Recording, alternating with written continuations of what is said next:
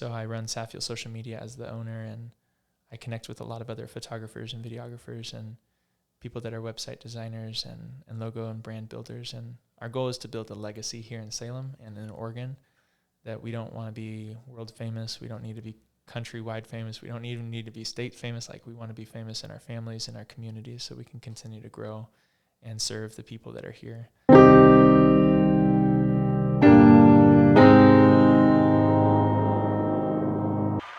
Hello everyone, welcome back to another Stories with Richi, and today we have the special Rick Saffield. Yeah.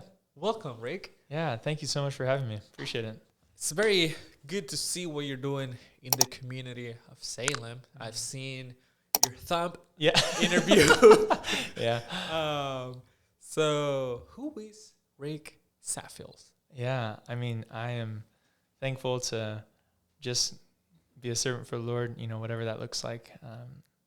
I kind of travel around doing a lot of different things, but right now I'm a husband, and my wife is Kaylee Saffield. She's amazing. She supports me in everything that I do. And then I have 4 beautiful kids, 7.5, 5.5, 3 years old, and then 6 months old. Wow. So yeah, 2 boys, 2 girls, and it's pretty great. But yeah, besides that, I'm a 5th grade teacher. I'm an educator, and then I am a social media consultant and work as Saffield Social Media's owner. And so I work with a lot of different businesses here in the Salem area and throughout the nation that needs help for different things as a small business. You're also an alumni from Corban University. Yes, yeah. So I graduated in 2010, walked in 2011 with my twin brother. My older brother went here. My parents went here when it was Western Baptist. And so, yeah, we've been thankful to have a whole family graduate from this institution, and we love it. So that's dope. Yeah. Tell me about your experience here at Corban. Yeah. I think that this was my first opportunity away from home. And even though I only lived about 12 minutes away, we lived on campus, and I lived here all 4 years. Wow. And so I know that some people are like, wow, you wasted a lot of money. For me, I got a full ride in intramurals. So I just played every intramural. I didn't get paid for it, but I tried to do every event on campus as possible. I got, I don't know, I think I ended with like 115 Corban event T-shirts throughout the 4 years. Wow. So I was at every event that I could, and my goal was to know everybody on campus that lived here. And so I was in dorms and I was in events, and I'd sneak into classes if I could just to learn something new. And I was late on, trying to stay in the food room, the cafeteria as long as I could, just to hang out with people and stay up late and start homework until I wouldn't start until 12 p.m. That was my starting time. Mm-hmm. And then I would go until 3 or 4 and then wake up for class the next day. And so that was just kind of my life here at Corban. It was a little bit of class and a lot of bit of hanging out with people and getting to know just people and their stories. So yeah, I love the experience. I love the opportunity to meet with a lot of professors. A lot of people poured into my life as RDs and RAs during that time, and not playing any actual collegiate sport during that time. I tried to do the cross country team and I got hurt. My brother did soccer, and so he played for them. But I really just spent my time getting to know people and learning about community. So serving a lot. We did a mission trip every year during spring break to Mexico, and keeping that legacy going. Had an opportunity to lead it my junior year as kind of a co-leader, and then my senior year as well. And being able to build a house in 4 days. Wow. And then the second year building 2 houses in 4 days, and having a team from 27 to 60. And we just continued to grow, and we would drive all the way down there and just loved it. I had an opportunity to serve in Africa. So I did 17-day mission trip with World Venture here at Corban. I was the only guy on the trip. Wow. So I was kind of the big brother dad, and then everybody else was there, and we loved that. It was a sports camp and VBS, but the whole goal is when I was here is just to try and tell other people about Christ, but at the same time it was just trying to do new experiences, new things that I hadn't done before. And growing up in Salem my whole life, never traveling really at all. My first time on an airplane was my freshman year in college. Wow. So it was a really neat experience being able to be here and have so many new opportunities. So did you meet your wife here? That is a great question. My wife didn't actually go to college, and so we met here kind of, but it was at youth group. And so she was on the worship team and I was helping lead on the worship team. And yeah, she she was actually like almost 4 years younger than me, and I didn't know it. I thought she was in college because she was coming to every Corbin event. Okay. So she'd come to the volleyball games and the basketball games, and she'd come to different things that we'd invite her to. And she was sleeping in people's places, and she was like eating the food, and she was like going to classes, and people like, oh, what's your major? And she's like, my major is to try to meet Rick Saffield so that he can be my husband. Wow. And that was it. I mean, it was silly, but I mean, that wasn't her main goal. But she met me and she's like, I'm going to marry him. And I didn't even really know her at the time. And it was great. So we have a lot of fun memories. But yeah, so I'm really thankful for her. And we waited about 1.5 years of not being able to like actually meet each other because of how old she was. I found out she was 17. And I was a junior in college. And so, yeah, at that point I was like, to her dad, I was like, sir, I'm really thankful to get to know your daughter, but I can't do this anymore because I found out how old she is. What was her dad's reaction? Oh, he was so nice because, I mean, we had gotten to know each other over the last couple of months, but it was all in group settings, and I'd see him at church and different things like that. So he was super awesome. He's my best father-in-law dad that I could ever had. I mean, he's so incredible. He's so supportive of everything that we do, and he's just always there as a mentor. We go fishing together and text each other and call each other. He's also a 5th grade teacher, so that's awesome. So we get to connect a lot on different things like that, but just laugh together, cry together. I mean, we've been through a lot, so it's really, really neat to be able to have that dad as a dad as well. So yeah. So you mentioned in your experience here at Corbin that one of your goals was to get to know people. Yeah. You mentioned serving in ministries and traveling around around the world. I wonder, where did you get that passion to build connections? Because it sounds like connection is key for you. Yeah. My mom was one to always wave at everybody when she was driving.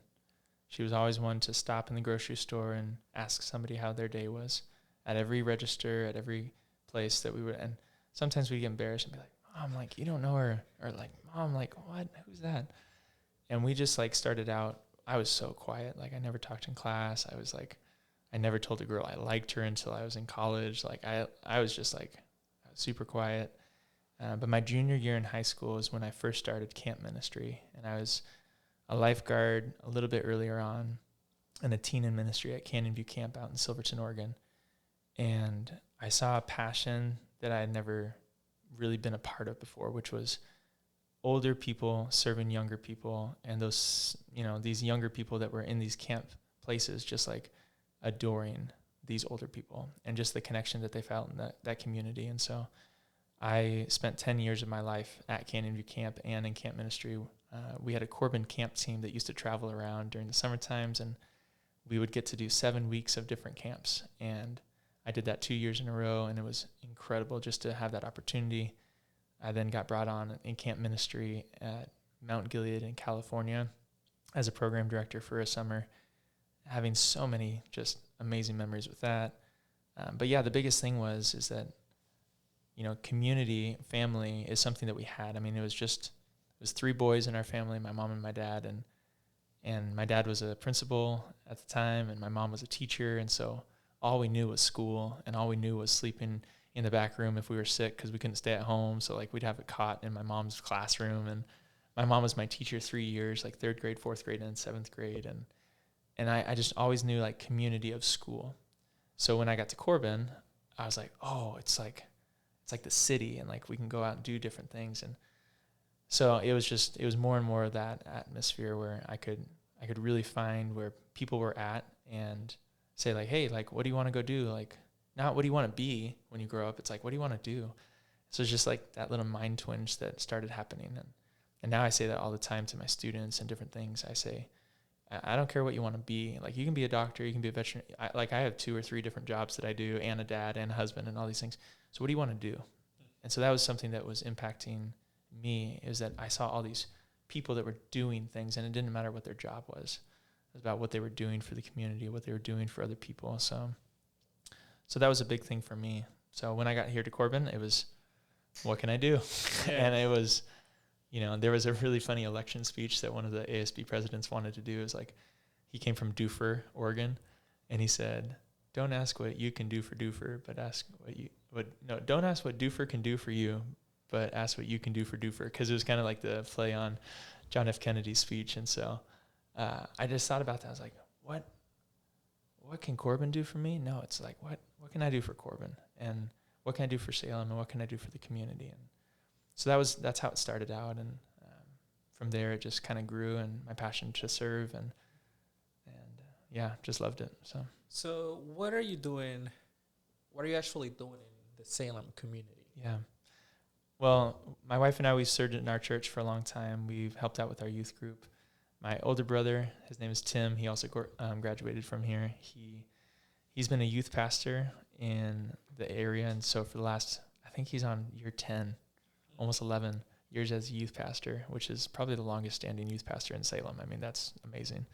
And so he's done that. So we helped out with him, and we loved that for a long time. And so now we have 4 kids, so we've kind of taken a step back from that for a little bit. But we also help out in our city. The ways that mainly I do it right now is just helping other small businesses grow.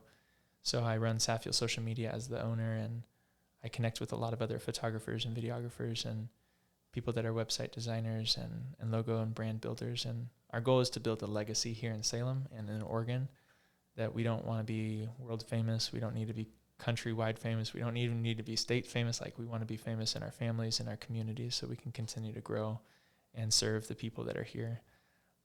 A really great example of that is Be Bold Street Ministry, which collaborates here in Salem, and they're all over the world. And so we're excited to be able to start hopefully working with them as well. And there's just a lot of people that are in the city that need something, and they come in like a dry sponge, and they just don't have anything to really give to others, and it's kind of scratchy and maybe rough around the edges. And so our goal is to come around, and we want to have them filled. And so we want to be that anytime that we come in contact with them, that they're getting something that they can then take on and give it to somebody else, and be more life-giving and rejuvenating, and give them that life and moisture that actually is like, oh, that feels nice, like, instead of the, man, I don't know if I want to be around that. And so Salem, I mean, right now, we've kind of been talking about how it's been gray for a little bit.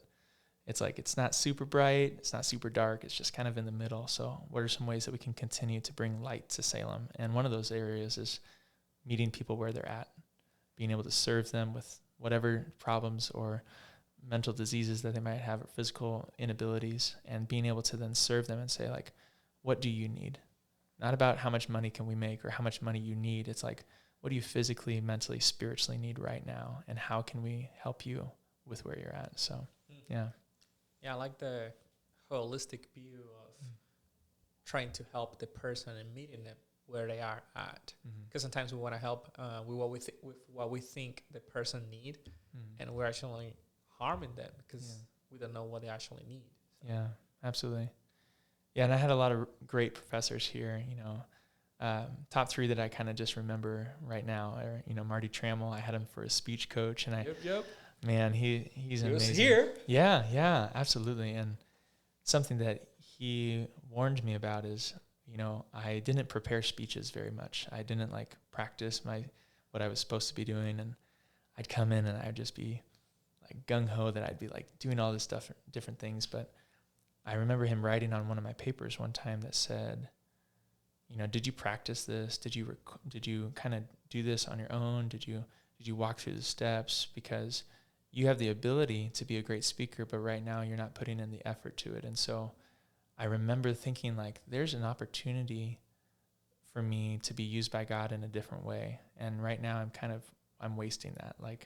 I had another professor, her name was Beth Bartriff, and she was amazing, but I remember getting a phone call from her, and she just said, hey, you are missing out on your education because the homework that you're turning in and the time that you're spending in classes, it's pretty much minimal, the least amount you possibly can put in, and you have so much more potential. And I had another teacher, and she came in, and she literally, her name is Claudia Green, and she would do tally marks, in the back of my room when I was student teaching, telling me all my filler words that I'd use, like and okay and all right. And she just tick.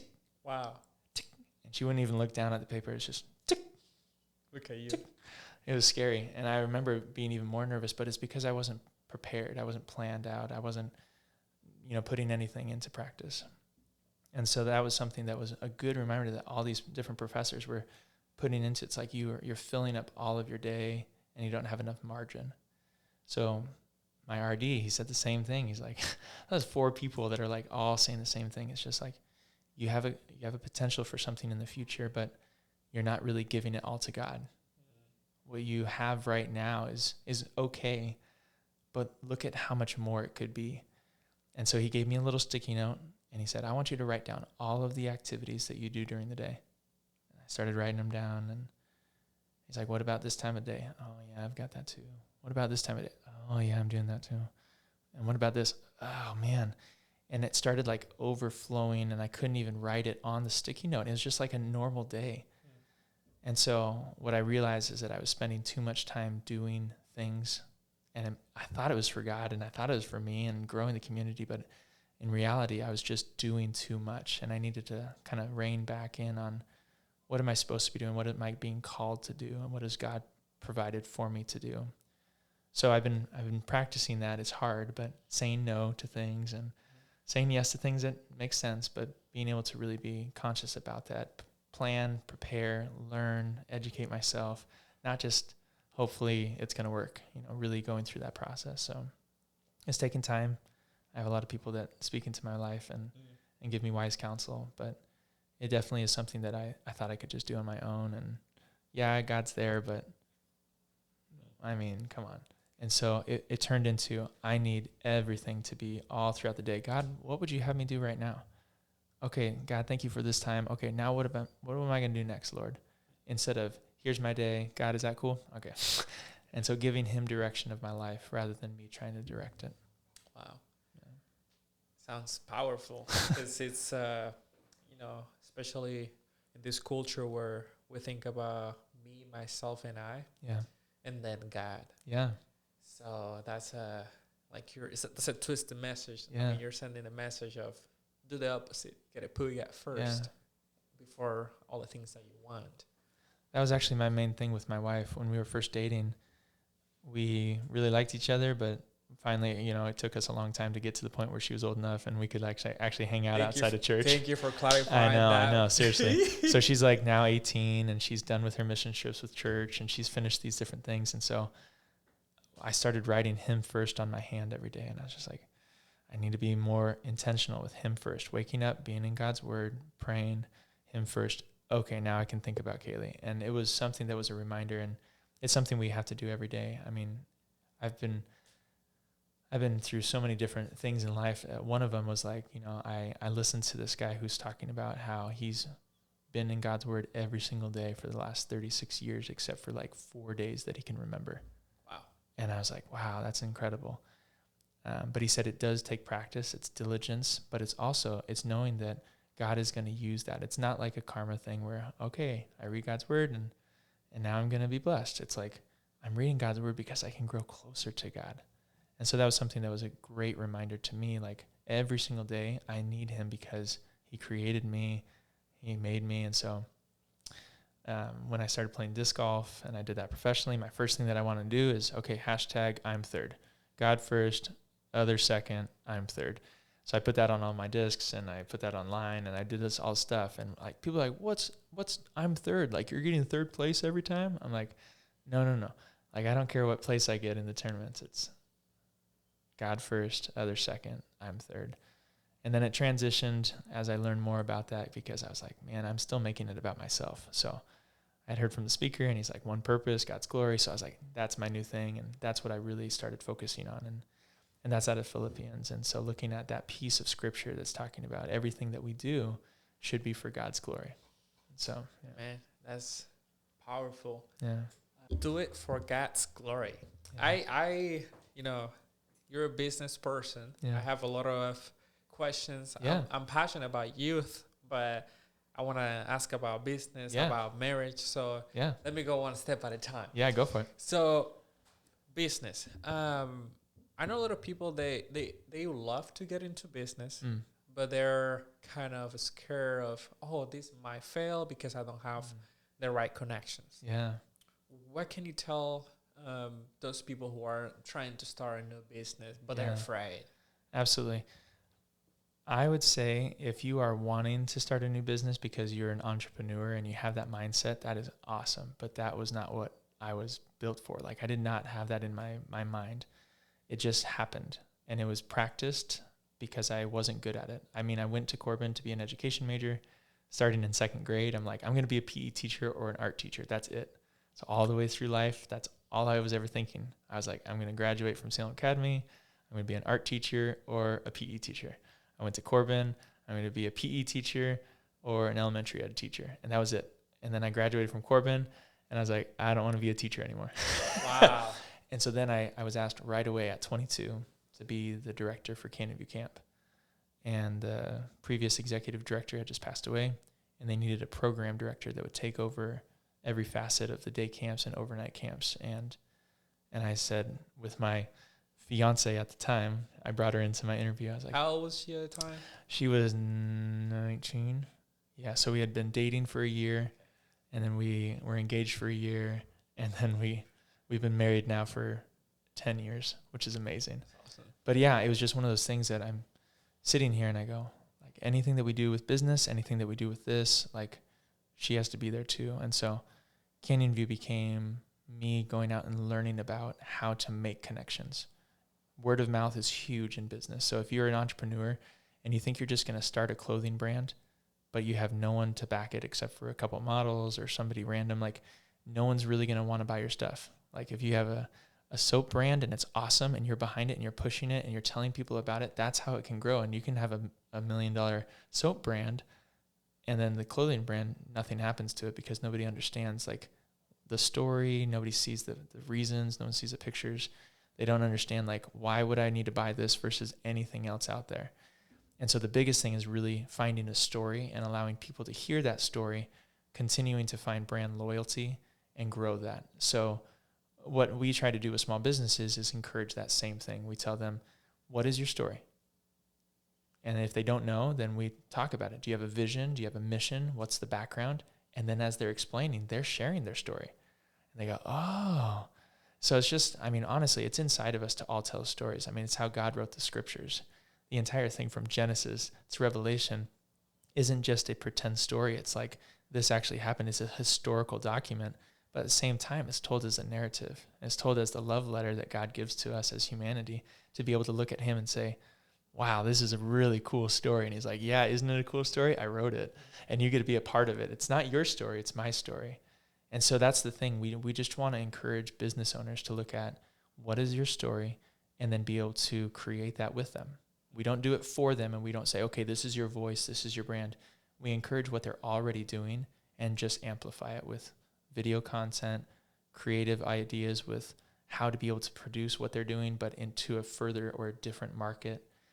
For example, like, we're working with this awesome lady, and she makes buttons, and then she's like, I want to make bookmarks. And people are like, okay, why? She's like, well, I want to further people to be able to know how to read. I was like, sweet, let's get into every single school in the Salem Kaiser School District with bookmarks. 1 week later, she's in. Wow. And so that's the thing. It's like, there's a lot of people that would maybe take it 3 months, 4 months, 5 months, a year, 10 years to do that. But because I had that connection already there, it allowed us to be able to get in very quickly and move 400 bookmarks to now 40,000 bookmarks. Wow. And just do that in a week. And so there's a lot of things like that. I'm not the most connected person in Salem, but I've been here my whole life, and I really love being able to meet with people. I want to continue to grow that as we, start another business, as we've just done this year, kind of working on local Oregon legacy builders.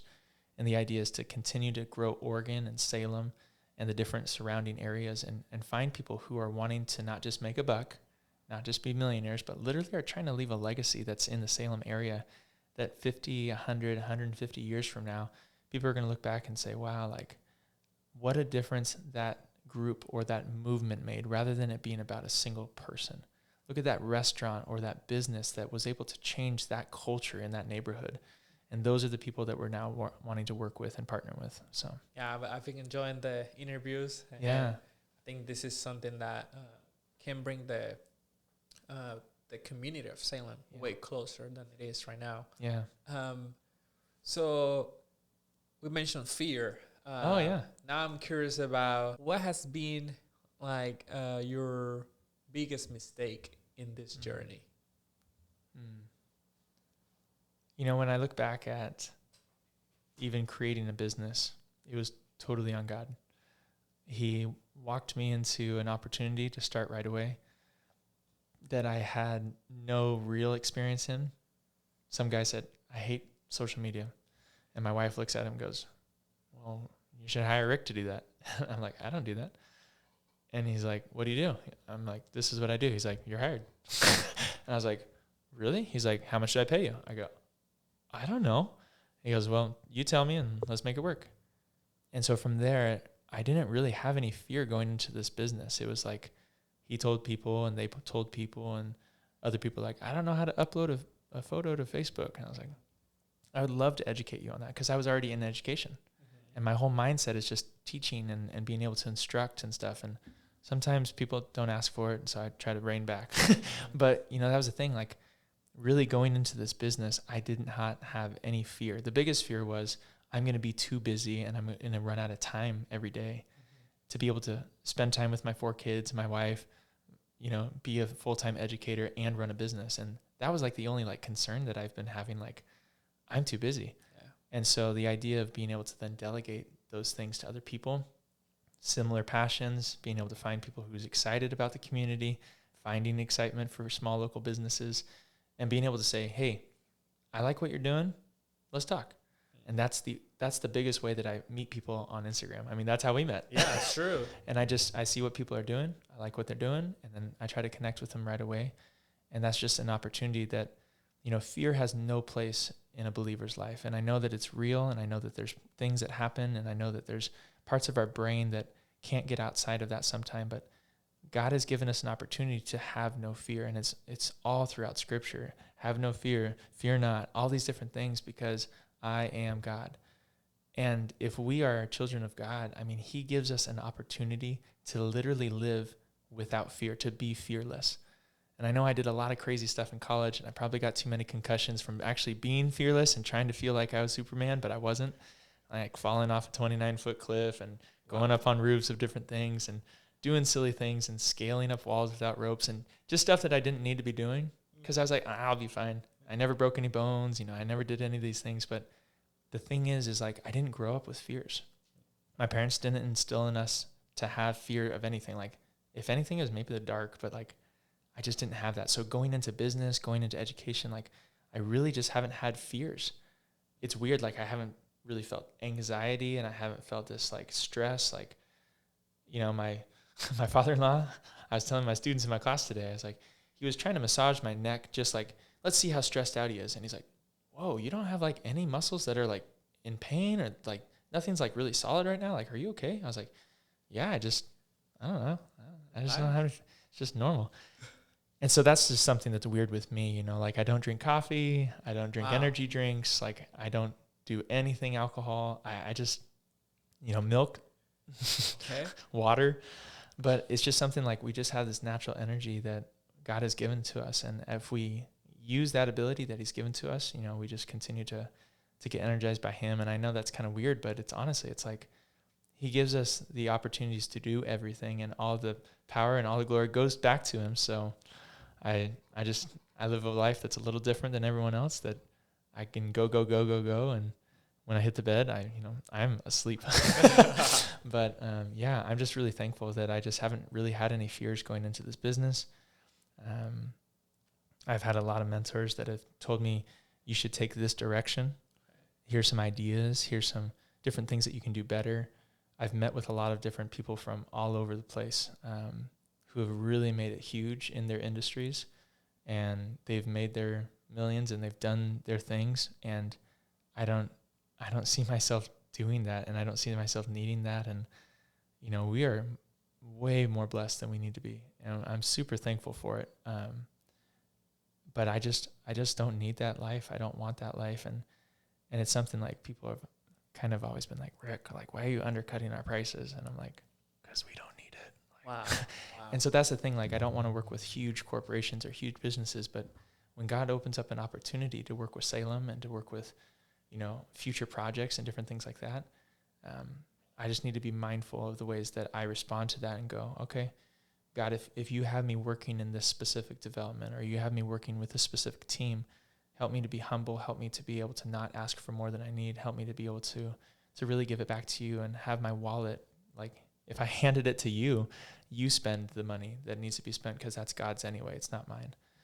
And so, yeah, there's just a lot of things like that I've just learned over the years, that we need to be open-handed with our plans instead of closed fists, and knowing that if God wants to be able to use us, we have to be ready to be able to say, God, use me in any way that you have, and whatever else happens besides that, I mean, it's like, okay, cool. That was God's will for it. So, yeah. If someone who's listening would love to start a new business, yeah, and they would love to know what is the best way to start. Yeah. Because I know some people say word of mouth is key. Yeah. Can you mention at least two strategies? Yeah, totally. So I'd say the first thing, if you're looking at starting a business, look to somebody who is already doing a business. They don't have to be incredible at it, but find a mentor, because many times we want to try to do something on our own, and we lack the ability or the knowledge to do something. And you can go watch YouTube and you can do those different things, but go ask somebody to have a cup of coffee with them. I don't drink coffee, so I always say, like, if you want to get a muffin or something. But the thing is that being able to go ask somebody, how did you start? What are some of your failures? What are some of your mistakes? What are the pain points that you came across? Where did you find successes? Right away, that allows you to really go into the mindset of, okay, someone else that is at step 11 or step 1,000 ahead of me, I'm at step 1. Here are the different ways that I can skip or bypass this, because we're still going to fail. We're still going to make these mistakes. But if you go to somebody and say, like, where did you find successes? Where did you find those mistakes? That really helps to encourage you right away, knowing that other people have to fail in order to get to where they're at. And so not looking at somebody on Instagram or Facebook, or looking at them in the real world and going, wow, that's crazy. I mean, that's an insane amount of business or insane amount of money or whatever it is, and not knowing how many steps it took them to get there, not knowing how many years that they had to go sleepless nights, not knowing how many people that they had to have as investors. You don't know anything about their story, so ask them. So I recommended somebody just the other day. They said, like, who should I go tell? And I was like, go talk to this person, because they're in their field. They're already on that side. Same thing with being a dad. I've had so many people like, oh man, like, I love seeing your adventures and what you're doing with your kids. Like, where do you start? Like, I want to be a dad that's a great dad. Like, what do you have to do this? And I say, the first thing you need to do is be in God's word every day.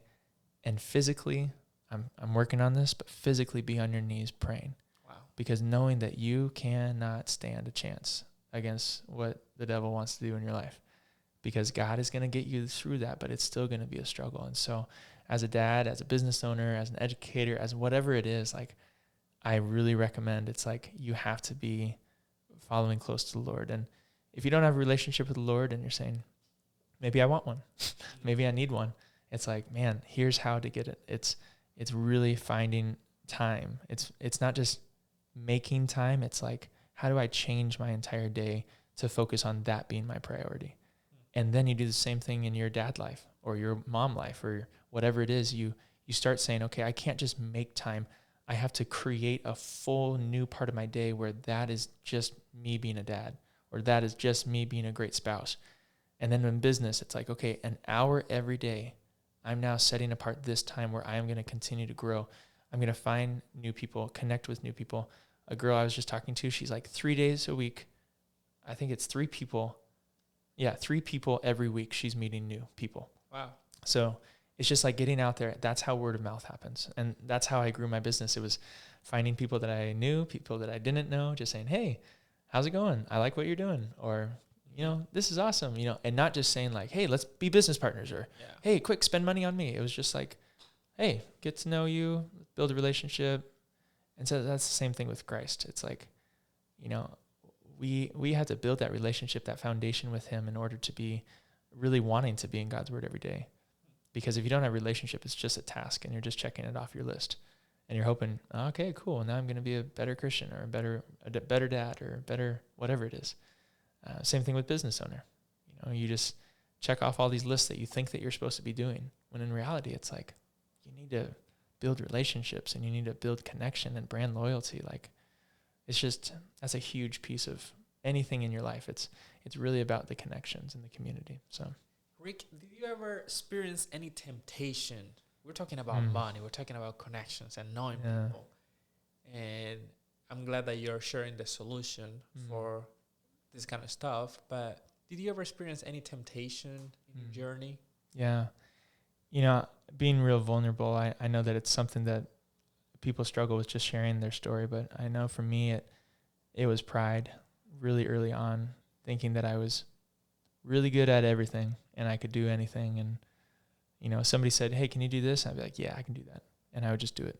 And sometimes it wasn't great. You know, it wasn't the best. I wasn't an expert at anything, but I just felt like I was a jack of all trades. And so the only things I didn't do was ballet and lacrosse. And everything else, I mean, I loved drawing and I was good at it. I played music. I was a saxophone player, guitar player. I sang. You know, I had this whole resume of things that I could do, because it was like, what do you want to do when you grow up? Not what do you want to be? So I was like, I want to do this. I want to do that. So I just made this long list of all the things I could do. And so pride really just, you know, got a hold of me. And it's really easy once you're in pride to start falling into other types of sin. And for me, it was temptation of my eyes and what I was looking at. And that was early on in marriage. And I was like, you know, why is this happening? I have a wife. Like, why would this be a problem?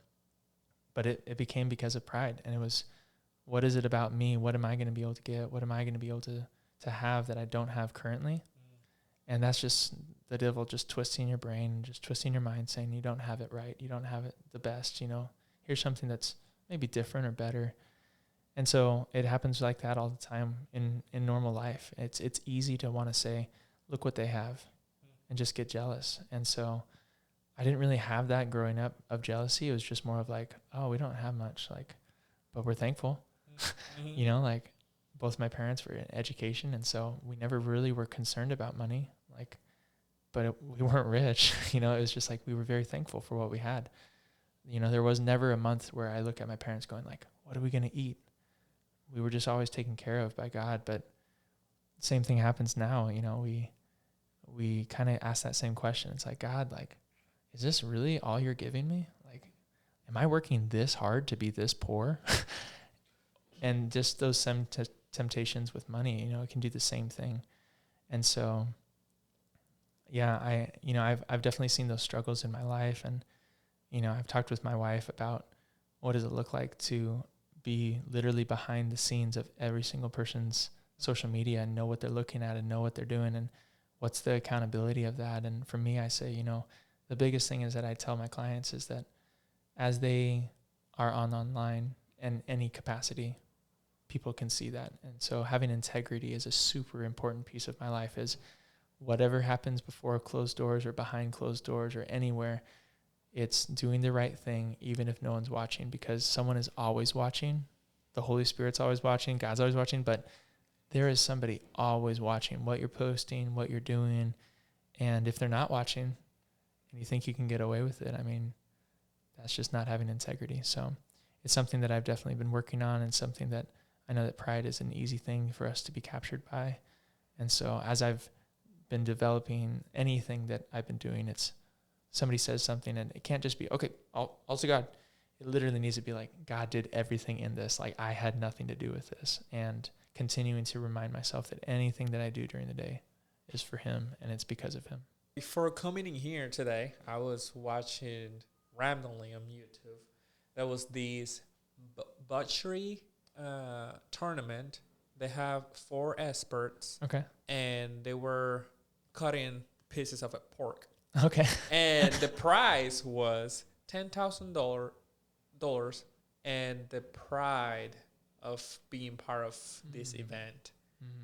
And to me, as soon as they said that, I was like, wow, that's so interesting how they put that as part of one of the prize. Yeah. When it's something that can make people fall into temptation and Yeah. do comparison and feel that they're not good enough. Yeah. That's really interesting. Yes. Yeah. So when you say pride, it made me think about, like that's something that in society now it's promoted as something that you need to be proud of yourself. Yeah. And everything is about yourself. Mm-hmm. But they don't talk about the negative side of being prideful. Yeah. I mean, if I just, touch on that for a little bit, it's basically you look at what you can do and what other people are seeing, and it all becomes about what can I get. And so a really good example of this is, there was a comedian that talked about how when you say something to like, not be so prideful, like, oh, that's awesome. Like, keep on telling me about me, me. And then, no, I don't actually want that fame and I don't need that glory. Like, no, it's not a big deal. But it just becomes that me monster. Everything that you do is like, oh, it's me. Versus like, okay, that's not me, and pushing it away. But kind of that self pride and that, false sense of pride, and, everything can come from that too. But yeah, I know for me, it was trophies. When I was playing disc golf professionally, it was like, how many trophies can I get? And how much money can I make? And it was tiny amounts of money. I mean, professional disc golf doesn't have a huge thing, but it was like, how many trophies can I get, and how many can I put on my stand, and how many can I have in this area, and how many wins can I get? And that became pride. And I put it all in a box, and I have it in my garage, and I haven't looked at it in years, but it's just, why do I even still have them? It's like, oh, that's weird. But it's like to look at someday. But yeah, it's the same thing. It's just, we get that idea that we have to tell somebody about what we're doing. And we talked something about this fierce in my family, and it started from my mom again, but she talked about gold nugget jobs. Now, if you don't know about gold nugget jobs, it's something that she made up, but it's from the scriptures. And so the idea is that we need to be doing something where nobody else knows about it. Do something great and nobody hears about it. So it started when we were in kindergarten, and she was telling us about this verse and explaining, okay, a gold nugget job is where you get your reward in heaven and you don't get any reward here on earth. And we're like, what? So like we do something good here and nobody knows about it? Yeah, because guess who knows about it? God. And so we're driving on our way to school one day, and there was this windstorm, and these garbage cans had kind of fallen over. And I was like, Mom, pull over. And she's like, what? And so we got out, we opened up the door, we took those garbage cans, put them back on the sidewalk, and my twin brother and I, we like high-fived. We're like, yeah, gold nugget job. Yeah, no one found out. Quick, go, Mom, drive. And so that's the thing that I teach in my classroom now every week. I'm like, hey, what's in your neighborhood? Do you see any leaves, any garbage, anything that we need to sweep up? You see papers over there? Now, if you want a brownie point, you want a positive paw, you want these cool little things, great. You want money, awesome. But try to figure it out how you can do that without telling them. Now, you can come and tell me if you really have to tell somebody and be like, oh, hey, I did this. It was awesome. And I'll give you a little high five. But try and figure out how you can do these gold nugget jobs. So I'm preaching the gospel all the time to these kids in the public school system, but they just don't know it. And so it's awesome. Yeah. I'm glad that you're able to do that. Yeah. So working at the correctional facility at McLaren. Oh, wow. Yes, I had the opportunity to see kind of the public system works. Yeah. And in the position, I wasn't able to do much, just listen and observe how the system works.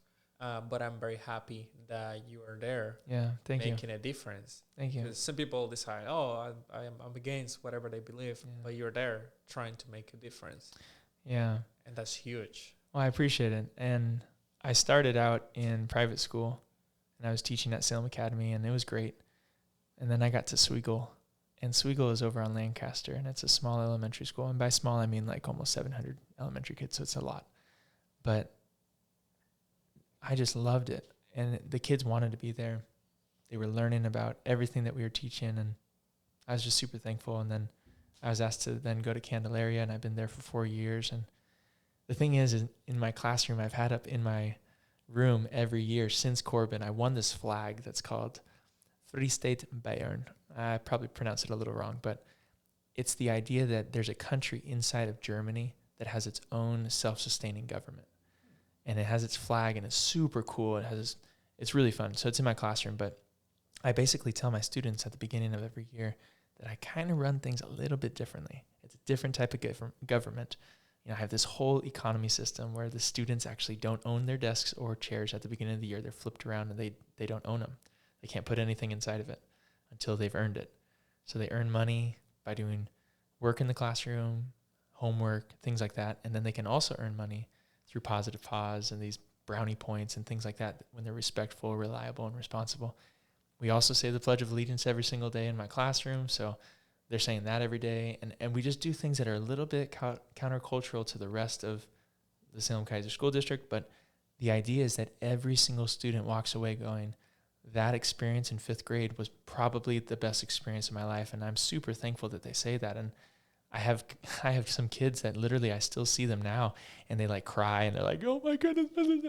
And we do little different things. I teach them how to yield, and we talk about the more you put into it, and they all yell, the more you get out of it. And we talk about, just little things like blinders and trying to not focus on the things that are outside of our abilities and the things that are side to side that are people racing past us. We need to know that we're at different hills and valleys, and that these blinders allow us to be able to run our race, to be able to be focused on our goals and not to worry about whatever else is happening. And so there's just little things like that I'm trying to instill in these kids. And yeah, it's only 30 or 33 kids every year that I'm impacting, but it's like those kids are going to leave, and they're going to go into different places all over the country and different places all over the state and different places all over the world. And hopefully, God has used me to be able to allow them to then be leaders in whatever they do, and to go back and pick something out from what was said to them. And usually it comes back to yield, which is stopping, looking around, allowing other people to go in front of you, to put them in a more important place than you, and then continuing to proceed. Not being yelling at, the drivers that cut you off and, stuff like that. But we talk about that. We talk about the yield, about a crop that grows. They plant it, and they see nothing for weeks, nothing. And they're watering it, and the sunshine is helping it to grow, and they see all this stuff, and it's just a slow process. But the yield is that fruit that comes from it. So the long process of not really seeing any growth, and then all of a sudden they're like, wow, look at that. And we grow plants in our classroom that are 12 feet high, bean plant runners. They go all the way up to the ceiling. And so they see that process. And then we talk about the yield from a chemistry experiment. We talk about how there's an actual combustion that takes place that you cannot reproduce once it's happened. It's almost impossible. So like if there's a fire and then there's ashes, you can't do anything else with those ashes. It's gone. So the yield that takes place is you do this plus this yields something brand new. And so we talk about you have to die in order for there to be something new. And it's just everything that I'm teaching is literally stuff from God's word without saying the words Jesus in my classroom. And it's been an incredible opportunity to continue to do that as a teacher. So you remind me of you're doing the opposite of what we see in society. Yeah. So countercultural. It is absolutely, Yeah. absolutely, because we live in a society where we want things fast, good, here and now. Yeah. If I want to go out shopping, I just need to press that button on Amazon. Boom. Yeah. I got the Amazon Prime, and I got things right then. Go to McDonald's, you want it right here and there. So it sounds like you're doing the opposite of good things. Takes time. Yeah. You'll see the results, but it takes time. Yeah. When society is saying you can get whatever you want here, now. Instant gratification is something that we talk about. It's an easy thing to be able to try to get rich quick. This process that I've been doing, it's slow. It's hard. And for small businesses too. Like you go a whole year and really you're just like building up your social presence, and they're like, wow, this is fun. Like it's great.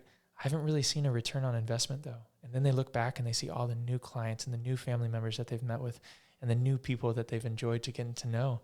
And they go, wow, those pictures and those stories that we were actually telling, they're meaningful. Like people are really connecting with that. And so instant gratification, man, it's ruined our world. And, you know, it's nothing that was taught in scriptures. It's not how God created our world. It was 7 days. And I know that seems like a short amount of time, but every day was 24 hours.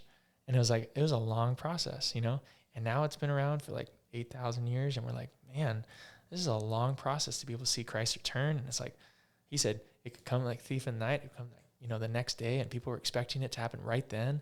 And God's like, you got to wait. You got to be patient. And so I teach my kids that in my actual home. They love spending money. If they get it, it's like, let's spend money. Let's buy Legos. Let's go do this. And I'm like, Lego. Sorry for those of you that love Lego. It's not Legos. Okay. But the idea is that I was like, okay, let's save your money. Let's put it towards something as an experience or something for the future. Let's have a jar that goes towards this that we're never going to get to do unless we save. And I don't want to use a whole lot of credit card money. Like, let's actually let's work towards this. Let's painstakingly say, like, look back at all the things we had to do to get that. How cool is that? And so I'm a really strong believer in, you know, taking the time, knowing that it's going to be a long process, watching it take place in my life over many different types of things. You know, professional athletes, you know, they don't just get good overnight. The behind the scenes, the amount of weights that they have to lift. I mean, they are abnormally so strong. Like you'll see like kind of like average looking on TV. NFL, yeah. Oh yeah. On TV, but yeah. And they're like lifting 600, 700 pounds and you're going, what? It's because their muscles and their bone structure and everything is built for that one thing. And it took years and years and years to define it. So it just takes time. And so that's what I've been learning about. You know, we can't just be successful overnight. We really have to make those connections, and whatever happens in the future that God blesses us with, we need to be ready to continue to push it back to him and say, okay, God, thank you. But it's not about me. It's about you. And so thank you for this long process. And here's another long process and continuing on. So, yeah. Marriage. Yeah. I'd like to know, because I know, I mean, your schedule sounds very busy. Yeah. So how are you able to manage work, kids, business? Yeah. You want to help other people. And how do you manage that in your marriage? Yeah. I think right now is something that we're working on. You know, it's a difficult season. Building a business and growing something at the very beginning is difficult. And so, as almost any entrepreneur would tell you, there's a lot of nights where, hey, I got to go work on this. Okay, love you. You know, last night we got to talk for like 40 minutes. Phones down, just like, so great. And I'm super thankful for those times, but it's been pretty rare. And so being very intentional with the time that you have is something that I'm continuing to work on. It's something that I really am striving for. I'm not great at it, but it's when I am driving home. It doesn't start when you open the door. It's when you are driving home from work. A lot of people say, oh, you got to let your husband or wife be able to come in and demote and, you know, go on their phone and just don't talk to them and just kind of relax and let them do their thing so that they can kind of get into a space to then be a parent and a husband or a wife. And I'm like, okay, well, again, countercultural. As I'm driving home in silence, without my phone, without my radio, I'm praying, God, help me to be a better dad and a better husband right now. Because it's hard. You know, our schedule gets crazy. And my wife is amazing, and she's homeschooling 2 of my kids, and I have 2 more younger boys who are needing her at all times. And so the moment I get home, it's stuff gets thrown off. Kids are running to me, Dad! And I have to be ready right then. So I need to prepare myself, not 2 seconds as I'm opening the door. I've got 15 minutes, 20 minutes, 30 minutes to really get my headspace ready. So when I walk into that door, it's a relief to my wife. It's a calmness and a coming down to my kids' level. It's not a standing over them, oh, you didn't do this or you didn't do that. Or how was this today? Oh, come on. It's a, how was your day? Sitting with them and playing a game with them and watching them be excited about the drawing that they did, and me to saying, I'm going to take this and put this up in my classroom, and this is going to be my example for tomorrow about how good art takes at least 3 hours, you know, and, you know, we just do that. It's just something that I'm continuing to work on. But my favorite thing is dadder days. And that's where I allow my wife to have a little bit more time to rest, because right now with 4 kids is a lot, especially 4 kids under 8. And so dadder days is where I just take my big kids out and I go take them on adventures, like as much of the day as I can. And then marriage wise, it's like, I want to be with my kids, but like I need to connect with my wife. And so when my kids have gone to sleep, I can't just be about work. I need to be like intentional with my wife. So asking her, what have you been reading? Like, right now she's been working out. So I was like, hey babe, what'd you do for workout? And she's like, oh, I did this and it was super exciting. And so really being excited about her interests, knowing that she's kind of captivated by being at home all day and she's not like, stuck, but at the same time, especially during the wintertime in Oregon, like you can't just send the kids outside as much. And so as much as possible, I have to be there to listen to what she needs, listen to her thoughts, listen to her inabilities to do something during the day. And then she doesn't have all these adults that she's talking to or people that she's interacting with and building communities and doing all this stuff that I'm doing. So it's about not just telling about, oh, look at how great this has been going and going, yeah, this is amazing. Listen to me. It's like, Kaylee, like, how can I help you right now? Like doing the dishes and let's just, listen to some music or talk or something that will be a little bit better. And again, I'm not the greatest at this and I need to continue working on it, but it's something that I can be humbled by, knowing how great she's doing all day long, taking care of those kids, keeping them alive, making sure that they're not getting in fights, teaching moments all throughout the day. And so then praising her at the end of the day going, man, like, look at this, look what you've done. Like you didn't get paid for it, but look at what you did. Like, this is awesome. And so that's just created more of a mutual support back and forth. So the more that I encourage her, it's easier for her to encourage me because she can support me and encourage me if I'm doing my work on my own. But the more that I put into her, the more I'm going to get out of that relationship. Again, going back to that, the more you put into it, the more you get out of it. And it's not always a give and take. Sometimes it's she gives me more and sometimes I give her more, but at the same time, it's a team effort. And so that's something that we want to continue working on in our marriage. And it's not perfect. But yeah, 10 years down the road and we are stronger than ever. So yeah. Congratulations. Yeah. Thank you. Sounds like an exciting marriage. It has its moments for sure. Oh, heck yeah. It's not perfect. Yeah. So yeah. Well, Rick, thank you so much for being here with us today. I'm looking forward to have, more talks about business because I know a lot of people may be blessed with what you're doing in the community. Well, thank you. Thank you so much. Yeah, absolutely. And I appreciate what you're doing. Hearing people's stories is so important. So as you continue to ask people, like, what's your story? That's what I'm all about. That's literally how I coach people. It's every day. It's what's your story and how can we build on that? And how can we learn from each other to be able to grow our communities? So yeah, appreciate it. Yeah. All right. Thank you guys for watching and listening to Stories with Richi. We will see you next time. This is Rick Saffield signing out.